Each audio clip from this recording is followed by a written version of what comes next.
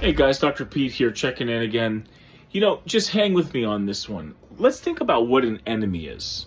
What is an enemy? An enemy usually is someone that chastises you, criticizes you, does not support you, and oftentimes is something that you want to fight against. You don't really enjoy having it around.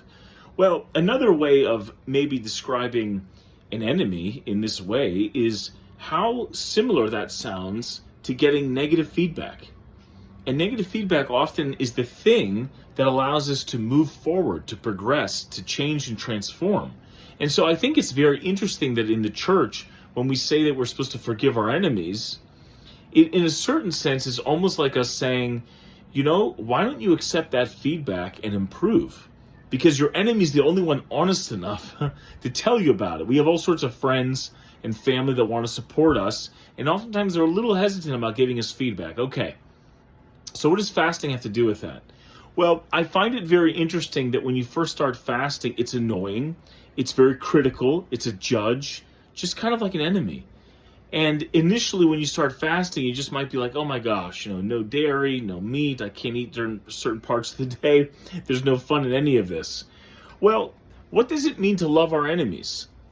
And I have to say, over the course of my lifetime, I've learned to love fasting, which of course is kind of frustrating and annoying and requires work and is a little frustrating.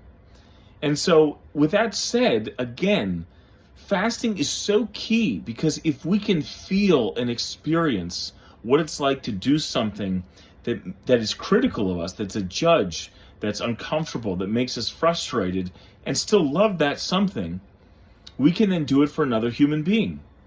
So it's just such a phenomenal way of learning such an important point through a visceral mechanism, fasting, and I've described why it is so visceral in other podcasts or in other updates. But it just makes sense. All of these things can be explored through this pathway of fasting, and we are certainly better for it. So in order to learn to forgive our enemies, let us fast to know what it's like to suddenly and finally sort of accept and love fasting. It's really the same thing.